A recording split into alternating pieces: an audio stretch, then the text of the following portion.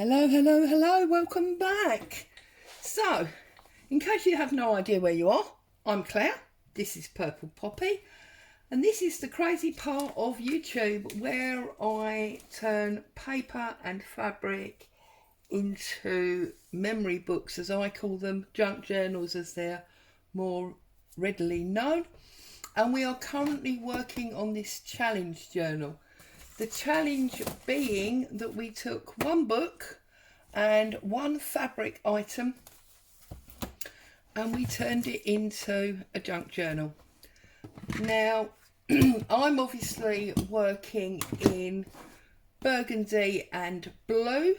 I've got my archival cobalt blue and my, where is it? There it is. My distress oxide in the aged mahogany to keep with the navy and blue, the dark blue and the burgundy. I've also been using some burgundy thread, but I appreciate that obviously your book will probably not be an Alice in Wonderland, and therefore you'll be using colours accordingly. So what I'd like to do today is basically finish up. So we're going to look at getting lace detail on this bottom corner to match the fabric that we've got at the top. We're going to look at making a fabric tab with a button. Now I'm sure these are all things, you know, that you've done before, but we're just doing them to finish it off. I like to complete the project. We're also going to make a embellishment, a button type embellishment to go on our page. So we're going to be doing that, and we're going to be doing the last of the pockets. Now you can see I've only got one of everything here, because although we've been making threes, I've already done the other two in the book. And left the singles to work through with you guys. It's obviously not sewn in. You know how to sew in a journal because I've done it with you many times before. So if you're not sure, you can go back and find one of them videos, or you can look at many other YouTube videos and you'll find how to do that. Once we've sewn this in, then obviously we will glue down, or you would glue down your covers. I still need to go in and get the sewing machine out and stitch around, but I'll do all that off camera, and then when it's completely finished I'll come back and do a flip through for you. So let's get on with these pieces that we've got here. So I just tore a nice pocket size, what is it, it's 3 inches high by 5 inches wide. There you go. With some of the story on, and then I took a piece of fabric. I put a glue roughly across the middle, like so, and I just sort of hung it off the edge, and then you know how I love to do a non-straight fabric ruffle type line, and then I just did it straight at the end. So you've got this interest here. If you feel that's too long, trim it off, it's fine.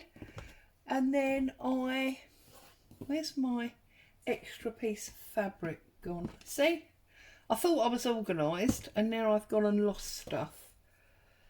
So I'll just cut a new bit, there you go. So, and then I took a piece of the lace just to keep the continuity going. Okay. And whoops, I trimmed that out and I popped it on the flat long edge that side.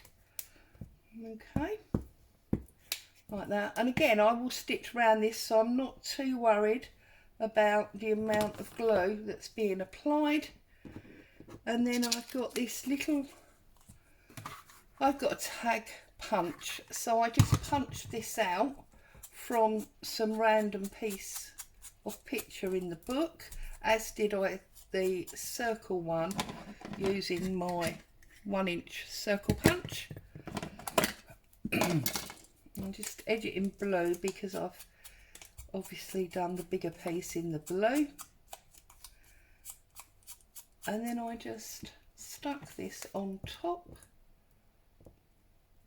for added interest, and I stuck mine across the ruffled fabric, but obviously you would do whatever you wanted to with yours. Bit of excess glue there.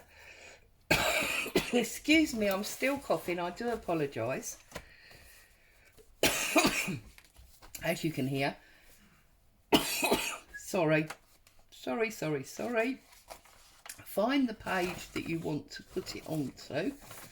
I'm probably going to use this page because I've got the long bit there that I want sticking out of my book. Okay, so then I just glued round the 3 sides, as you obviously would, popped them in position like so, and that gives you, I haven't got anything to hand, let's just pull one of these off. That gives you a nice pocket to put some of your further made ephemera pieces. You can put tags or just go through the book that you've used and find nice smaller pictures. So for example, let's see, these are all big ones now of course, aren't they? Oh dear. There will be a small one, I know there will. Like here, for example. So it's just writing on the other side. So I'm going to take this one out. Okay. Take my tear ruler. I'm just going to make it into a bit of a journal card, really. And it says there it was Bill the Lizard, and obviously this is the lizard, so I'm going to leave that bit of writing deliberately, and then maybe just come, oops, not like that, come about there. If we remove all those pieces up there, we have now got ourselves a nice little journal card there. So if you was to put a piece of coffee dyed paper, have I got one to hand? No. But you put a piece of, actually that's the right sort of colouring. Let's do it. So, glue that up. What corner did I want? That corner there. Glue that onto that bit of coffee dyed paper or a bit of old brown paper, packaging or whatever. See, I've got glue on my page now. That was silly, wasn't it? Don't glue on your journal pages. It's like being at home with your mum, isn't it? Do what I say, not what I do. There you go. And then just like that, you've got yourself, might need a little bit more glue under that corner. How did I miss that corner and yet still get glue everywhere? Who knows? A little bit of ink around the edge. Okay.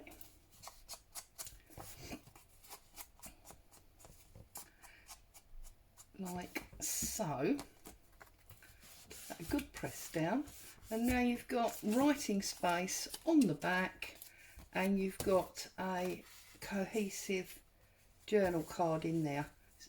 Once that dries, that'll stiffen up a bit, and that's in our pocket. All right, so then the other thing that we're doing is we are making a lace pocket, and we're doing that with a big piece of lace, and we want that hanging right down low, preferably on something that you haven't already, you know, a page you haven't already got something on. So let's have a little look. We could use this one opposite her. And then what you're going to do, this is how we get our lace hanging down low, is you work out what shape lace you want, how you want to cut it. And I think that's what I was intending, isn't it? There, like that. So, should we actually do it more like that, I think? So then I'm just gonna run some glue down there. Again, I will stitch this page, which is another reason why these have not yet been stitched into the cover, because I need to stitch them all down. And again, you've got yourself another pocket, and this is a really pretty see-through pocket. But what it also does is it gives you all this lovely lace dangle at the bottom. Okay, so it's a 2 for 1, that one. And obviously if you hang it over the edge, it comes out the side as well.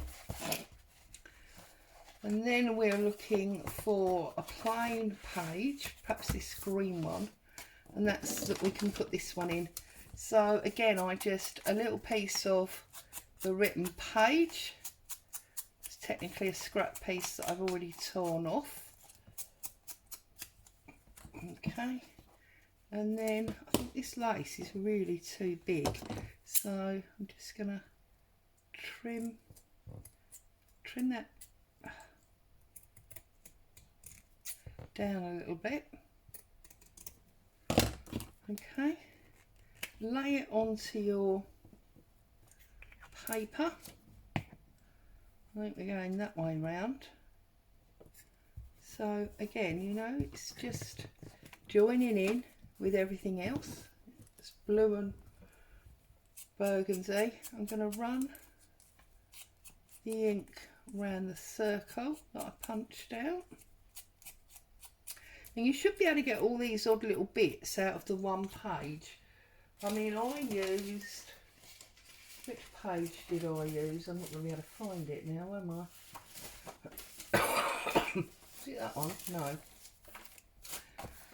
The page that I used was that one there, look. And you can see where I've done the circles and the tabs. Got it all out of the bottom of one page. And I can still use all of that for something else. So, no problem. And then all I did with this was I turned it into a button by just doing, whoops, I've dropped it, doing 2 holes in the centre, little gap from each other like that. I think you can see that. And then I just took a needle and burgundy thread, but again obviously you'd use the colour thread relevant to what you're doing. Poke it through as if you were sewing a normal button on, and then obviously you've got your buttonholes like so. Oh dear, hubby's coughing. And then see, we're both coughing. Sew it on, trying to make sure that you use the buttonholes you've made and not creating new ones with the, oh for goodness sake, you know, these things never work on camera, do they? They work perfectly well when you're doing it on your own. There you go, and then I just left my string dangling. I glued only the top half like that, so it could be a little bit of a tuck spot as well as an embellishment, and I just glued it down about there. And I think the green page works because the turtle's head is green. And then you need to find the page that you want your tab to be on. Now you can see I've got one there in that journal at the top, journal signature. The middle signature, it's roughly in the middle of the page.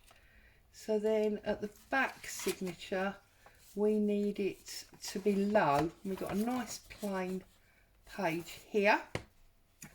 So what I did again was put some glue across the centre. Whoops, stick my fabric onto it, and then glue up the edge of your page, stick that on, turn it over, glue on the bottom, a bit more, and then flip that over to give you your double fold like so. And then again I'm going to pick up my needle, I'm going to do it single thread this time, just do myself a little knot, sew another button on, but obviously this time we're sewing a real button on. So just run through the thread, the fabric and the paper, okay, and there's my little, whoops, my little navy button. Drop him down and then you can just sew him in place. It just makes that tab a little, oh, it does if you actually go through the buttonhole. What happened there? I was pretty sure we went through, but we obviously didn't. Should we try that again? Like that. And then like that. Yeah, don't know what happened there. Now you know why I play with paper and make books rather than fabric and make clothes, because, oh, and now I've pulled the thread out of the needle. It's not going well, is it?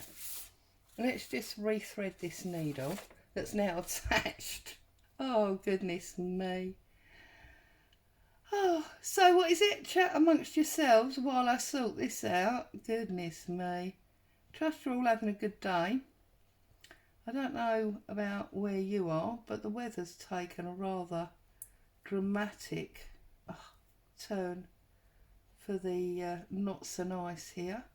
We had all that wonderful sunshine and I went off out and treated myself to a couple of new bits to enjoy, like clothes wise, for the warmer weather, and hey presto, the minute I got home with them, the weather has changed and we are back into what feels like the middle of winter. It's absolute lunacy. Anyway, there you go. So having got your button on, I'm going to do a normal sort of knot at the back. So I'm just going to pick up a bit of fabric, whoops, a little bit of fabric, put my needle through the thread to create a knot, do that again, poke it through, wrap the thread around the needle. This thread's a bit short now really, but there you go. Pull that nice and tight so you know it's secure. And then if you go back, well I did anyway, go back through your button and then you can just snip it off and give yourself a scruffy dangle thread, because you know it's secure because you have already, that one, you have already tied the knot in. Okay, so then there's just one last thing to consider, and that is where we've got these bits of pages, ones that are thicker like this, that's absolutely fine. That's big enough and strong enough to stand on its own 2 feet. But where you've got little tiny ones like this, that is never going to stand on its own 2 feet. So you need to find a way of extending this. Now generally the easiest way would be to add another picture or piece of paper or piece of fabric, whatever, to it. Now I am going to cheat and I'm going to use the remainder of this picture, and I'm going to roughly tear it, but I'm going to tear it using my tear ruler. And then I'm just going to come round again. If you want to, you can obviously tear it by hand. I just find this is a good way of doing it. And to be honest, you don't even need it raggedy. You can do it completely square and uniform if you want to. I just think that's quite a cute shape. So what I'm going to do here is I'm going to find the straightest point and I'm going to glue it to that very thin turnover, and I'm going to make it act as a hinge. Okay, so glue the knot on your page, glue your hinge like so. Okay, put the straight edge of your picture on that hinge, and where you've got this extra bit here, you see where you haven't got anything, then we can add a little bit of fabric. Excuse me, I'm sorry, I know it's annoying, but the only thing I can say to you is I'm trying desperately not to be rude by coughing a lot. And also, if you think it's annoying, you want to try living with it. It's super annoying. It's driving me insane. I'm actually probably getting to the stage now where I'm likely to break my own rule and see about some medication, because it's driving me insane. So there we go. So I'm just going to ruffle this on there, as you know I love to do. I love screwed up bits of fabric.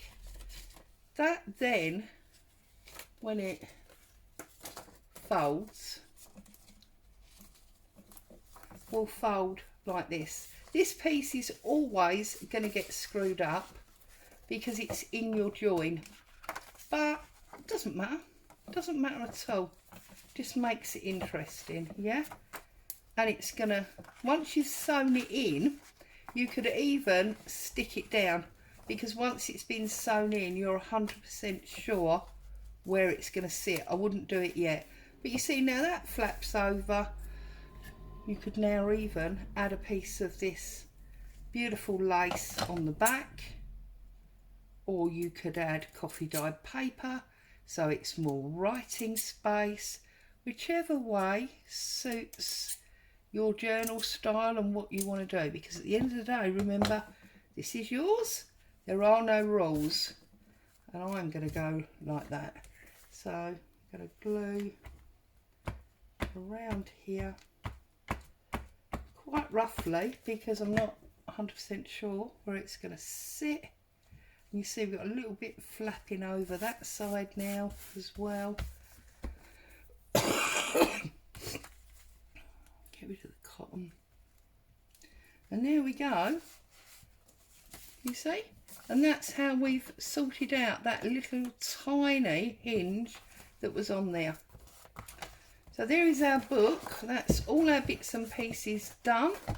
You can see how it looks in the main. It's got all these beautiful dangly fabric threads. If they bother you, trim them off. Okay, you've got this odd bit poking out the side here from this pocket. If you think that's too long, then just give it a bit of a trim. You can cut it and then just pull at it with your fingers, and those extras will come out and it will look rough like the rest. There you go. And then you've got all this lovely lace at the side and at the bottom. So I'm going to go away. I am going to sew round all of the pieces that need to be sewn around. I'm then going to sew in the individual signatures, and once the signatures are sewn in, I'll need to cover up the stitching, which I'm going to do because it will come through there. So I'll cover that up with some lace just to match it all in, and then I'll be putting a little bit of fabric here. Oops. Oops. A little bit of fabric here underneath these, this burgundy fabric. Tie it all in, sew those on, and then obviously our pictures, that's the back one, our pictures will go on. So I hope you've enjoyed this little series of a challenge journal. I hope you've not found it too much of a challenge, but at the same time have enjoyed challenging yourself to use very limited supplies. As always, stay very safe. Thank you so much for being with me, and I'll be back soon with a flip through. Bye for now.